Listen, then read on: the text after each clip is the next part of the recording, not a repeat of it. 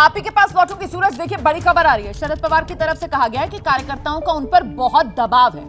ये बात शरद पवार कह रहे हैं इस बैठक में जहां नेता पहुंच रहे हैं। और इससे आगे शरद पवार ने यह भी कहा है कि जो नेता हैं वो अपने अपने इलाके में जाएं और कार्यकर्ताओं को समझाएं। ये बात शरद पवार की तरफ से कही गई है, जिसका जिक्र आपसे कुछ देर पहले आप भी कर रहे थे, जितेंद्र दीक्षित भी कर रहे थे। ऐसे में सवाल ये कि इस बात से शरद पवार की ये साफ हो रहा है कि शरद पवार जानते हैं कार्यकर्ताओं के मन में क्या है, भावनात्मक तौर पर किस तरीके से कार्यकर्ता शरद पवार के साथ जुड़ाव महसूस कर रहे हैं। लेकिन शरद पवार ने मन बना लिया है सूरज ओझा, अब इस्तीफा शरद पवार वापस नहीं लेंगे, कदम पीछे नहीं खींचेंगे। सूरज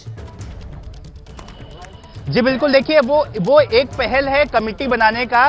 कमेटी बनाना ही इस बात को पूरी तरह से साबित करती है कि शरद पवार अब अपने निर्णय से पीछे नहीं हटने वाले, और इसी वजह से ये कमेटी बनाई गई है। और रही बात कार्यकर्ताओं के दबाव की, तो मैं आपको बता दूं कि जितने भी विधायक शरद पवार से मिलने जा रहे हैं, उनसे बात कर रहे हैं, वो अपने कार्यकर्ताओं की ग्रीवेंस उनके सामने रख रहे हैं और बता रहे हैं कि कार्यकर्ता लगातार ये मांग कर रहे हैं कि शरद पवार अपने पद पर बने रहें, वो अपने इस निर्णय को वापस लें। और इसी की पहल को आगे बढ़ाते हुए कई सारे पदाधिकारियों ने इस्तीफा भी देना शुरू किया है। बुल्ढाना के कई सारे ऑफिस बियर्स हैं जो राष्ट्रवादी कांग्रेस पार्टी के, उन्होंने इस्तीफा दिया है। तो ये जो इस्तीफा का दौर है वो लगातार बढ़ते जा रहा है, जिस वजह से पार्टी चीफ शरद पवार से लेके जो बाकी के लोग हैं वो चिंतित हैं और लगातार लोगों से ये आग्रह कर रहे हैं कि आप इस तरह से इस्तीफा ना दें।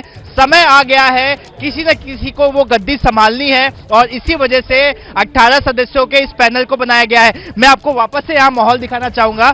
देखिए, फिलहाल इस पूरे रास्ते को कॉर्डन ऑफ किया गया है ताकि आगे कोई ना जाए। जितने बड़े नेता हैं वो यहाँ पर पहुंच रहे हैं। कुछ समय पहले अजित पवार यहाँ पहुंचे हैं और जो बाकी जो दूसरे नेता हैं वो भी यहाँ पहुंचे हैं। तो देखिए, फिलहाल तो इनफॉर्मली लोगों की बातचीत चल रही है। औपचारिक मीटिंग कुछ ही समय में शुरू हो जाएगी। ठीक है, आप रहिए मेरे साथ। मुझे लगता है एक बार फिर से जितेंद्र दीक्षित का रुख करते हैं। जितेंद्र, जिस बात का जिक्र आप कर रहे थे कि साहब ज्यादा चांसेस प्रफुल्ल पटेल के नाम को लेकर हैं इस पूरे मामले में, लेकिन ये जो भावनात्मक वाला, सहानुभूति वाला एंगल सामने निकल कर आ रहा है, और ऐसे में अगर सुप्रिया सुले के नाम पर मोहर लगती है तो फिर हिम्मत कौन कर पाएगा एनसीपी में अपनी अलग लकीर खींचने की?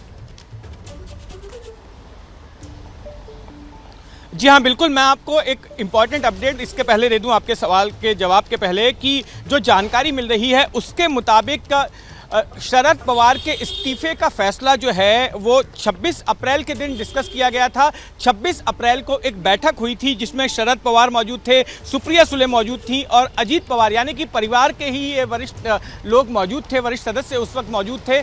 और उसी बैठक में ये फैसला किया गया था कि शरद पवार अध्यक्ष पद से इस्तीफा देंगे, और इसका ऐलान एक हफ्ते के बाद यानी कि जिस दिन लोकार्पण होगा उनकी राजनीतिक आत्मकथा का, उस वक्त में इसका ऐलान किया जाएगा। तो एक हफ्ते पहले ही एक तरह से ये तय हो चुका था कि शरद पवार जो है अध्यक्ष पद छोड़ने वाले हैं।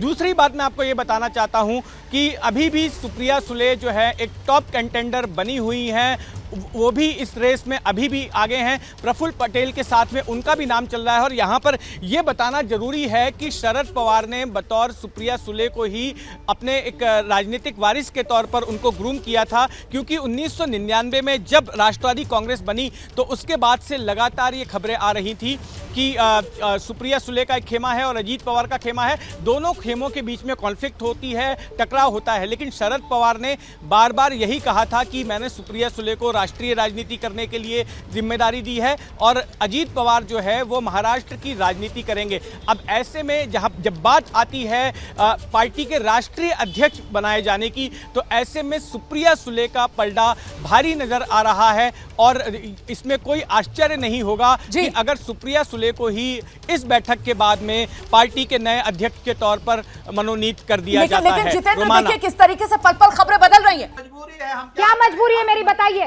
मैं अभी आपको बताती हूँ कि मैंने ओए होए होए होए नमकीन के चटकारे लेते हुए टकटकी मार के डिबेट शो को पॉज रिपीट कर करके देख रहे हैं जोगिंदर जी। इनकी तरह आप भी देखें अपनी फेवरेट डिबेट्स को रिपीट कर, और डाउनलोड कीजिए एबीपी लाइव ऐप अपने स्मार्ट टीवी पर।